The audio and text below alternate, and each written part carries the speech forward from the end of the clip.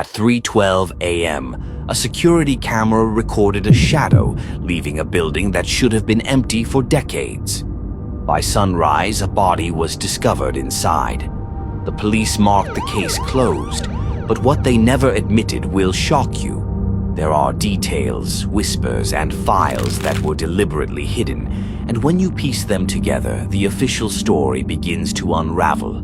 Tonight, you are going to hear about one of those cases, a crime officially marked closed, even though critical details disappeared from every record. And once you understand what was removed, everything begins to unravel. It happened in the early hours of a quiet weekday morning. Authorities received a call reporting a body inside an abandoned building on the outskirts of the city. The building had long been neglected. Its walls were cracked, its paint peeling, and its windows boarded up. Dust layered the floors, and the air smelled faintly of damp and decay. Locals whispered about the place, telling stories of what had happened there decades ago, though few dared to enter. The victim was identified quickly, though their identity was withheld from the public initially. No signs of forced entry were found. No witnesses had come forward. According to the official report, there were no immediate suspects. It was described as an isolated incident, a sudden and unfortunate death. Investigators released a brief statement to the press, claiming the death appeared non-suspicious. Local news ran a single headline, then moved on.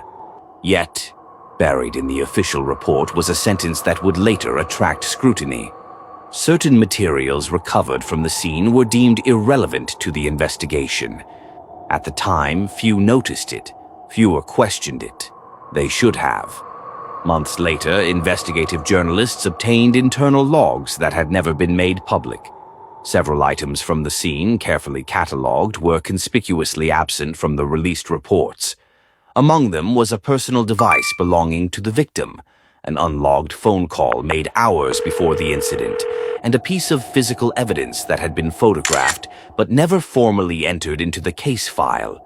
Those images were stored temporarily, then quietly deleted from the digital archive. No explanation was ever offered. Requests for comment were ignored. When journalists asked for clarification, they were told the files no longer existed. The official timeline claimed the victim had arrived alone, stayed briefly, and died shortly after. But months later, metadata from nearby traffic cameras, released in an unrelated investigation, revealed something unusual. A vehicle matching the description of an unregistered government fleet car entered the area and left less than 10 minutes later. The footage was never acknowledged officially. When questioned, authorities dismissed it as unrelated and inconclusive, despite timestamps that perfectly matched the victim's last movements. That small detail, overlooked by many, was enough to start peeling back layers of deception. Shortly after these inconsistencies surfaced, the case file was quietly reclassified.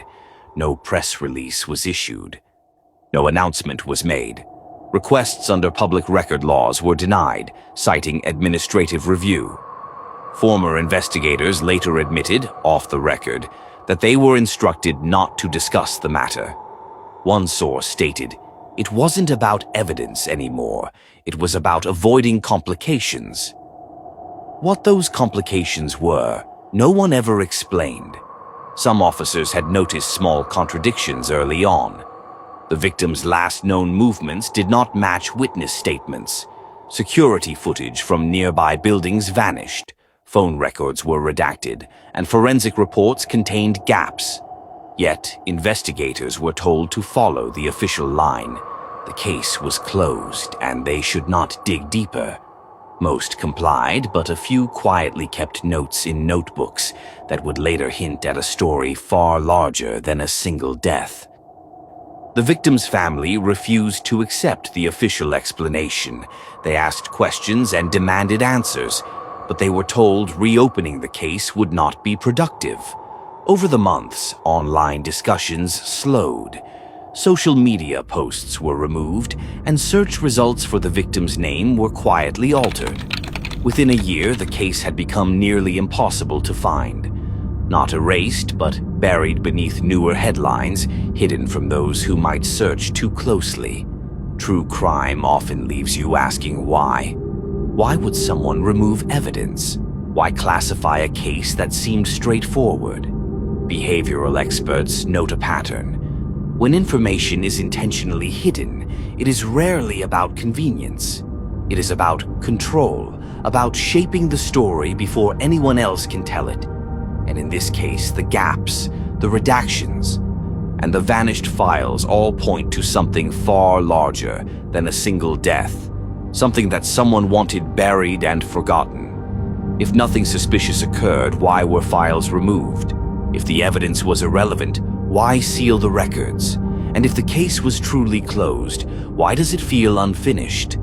No official explanation has ever been provided, and the unanswered questions continue to haunt anyone who looks too closely.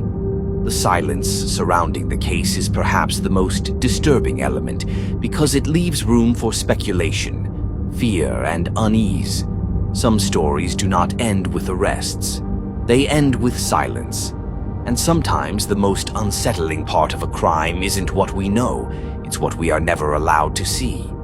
Even now, years later, the building stands empty, the files remain classified, and the truth lingers just out of reach. Every missing piece, every unlogged call, every redacted image points to one conclusion. This case was not meant to be understood, not meant to be solved, and certainly not meant to be remembered. People forget quickly when they are told to forget, yet for those who search, the questions remain. Who entered the building that night? What was taken or removed from the scene? And what secrets were so dangerous that authorities decided the public should never know? The more layers you peel back, the more you realize nothing is as it seems. Facts were carefully selected, evidence hidden, and the narrative controlled.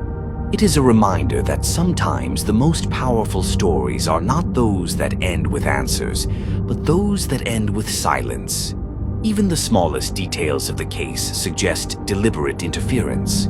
Door handles wiped clean, windows partially obscured, faint footprints that disappeared midway, fingerprints never tested.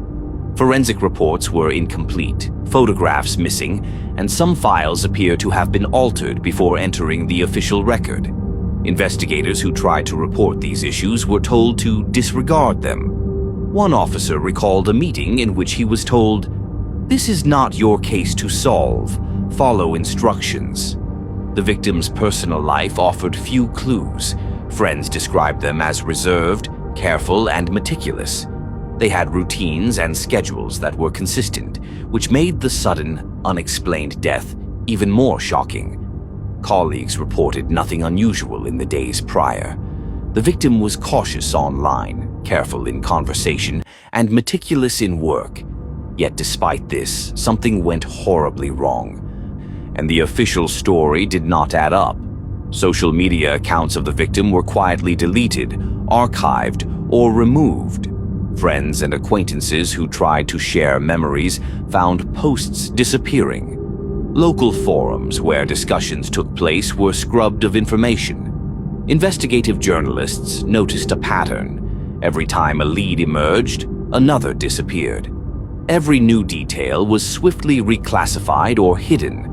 Authorities emphasized the victim's solitary nature, presenting a story of isolation and misfortune. But what they omitted was almost as important as what they included. Items taken from the scene, calls made hours before, and the unidentified vehicle all hinted at a more complex scenario. The official summary presented simplicity, while the truth hinted at hidden actors, unseen pressures, and deliberate concealment. As the months turned to years, those who continued to investigate found themselves blocked at every turn. Requests for records were denied, interviews with officers declined, and digital trails vanished. Former colleagues whispered about inconsistencies but refused to speak on record. The building remained empty, silent, and foreboding. Locals avoided it, and the case became a modern ghost story with real consequences. Behavioral experts analyzing the case note that deliberate evidence removal, coupled with narrative control, is rarely coincidental. It indicates a decision to manipulate perception, control memory, and direct attention away from inconvenient truths. The case feels incomplete because it was never meant to feel complete. The architecture of concealment was meticulously planned, leaving gaps, unanswered questions, and redacted information for anyone who might try to uncover the story. Some investigators noticed patterns hinting at a larger operation. Reports suggested anomalies in communication, unexplained absences, and missing files, not only in this case but in similar cases. These investigators speculated that a system of control existed, designed to limit what the public could see, ensuring that only a curated version of reality reached the news or public record. Even decades later, the story continues to haunt those who dig into it. Buildings remain untouched, files remain sealed, and the official narrative continues to claim closure. Yet, for anyone examining the layers, the inconsistencies, redactions, and hidden footage reveal a story of omission, concealment, and unresolved tension. It is a story that refuses to be told in full. The most unsettling aspect is not the death itself, but the orchestration of silence afterward. Every missing piece, every redacted line, every vanished photograph is a deliberate act, creating a narrative vacuum where imagination fills the gaps. It leaves the public with fragments, suggestions, and eerie hints, forcing speculation without answers.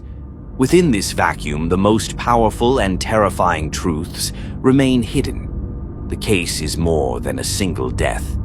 It is a lesson in control, manipulation, and the fragility of truth. It demonstrates how stories can be shaped, evidence concealed, and reality curated to fit an agenda. The victim's life, the evidence, the witnesses, and even the investigators are all part of a narrative carefully managed to prevent understanding. The building remains empty, the files sealed, and the questions unanswered. Who entered that night? What was removed? And why? These questions linger, reminding us that sometimes the most unsettling crimes are not solved in courtrooms or explained in headlines. They are intentionally left unresolved, their truths hidden in silence, waiting for someone who will never have access. The case stands as a testament to what can be hidden, erased, and obscured. It is a story not just of death, but of concealment, control, and the dangerous power of silence. It reminds anyone who searches that not all endings are tidy, and some mysteries are maintained not by chance, but by deliberate choice. Some stories exist not to be solved, but to remind us that silence itself can be a form of truth. That truth, while invisible, has weight. It shapes memory, perception, and understanding in ways invisible to the casual observer. This case is a reminder that not all endings satisfy, and some mysteries are maintained not by accident, but by deliberate design. The most unsettling part is not what happened, but what we are never allowed to know. Each missing detail, each sealed file, and each unanswered question is a testament to control. While the world moves on, those paying attention know the story was not closed. It was simply hidden. And in that silence, the truth resides, waiting for anyone daring enough to notice what was never meant to be noticed. And the most chilling realization is that the story will remain unfinished forever, a cautionary tale about what happens when power and secrecy override justice, and when silence becomes the most compelling verdict of all.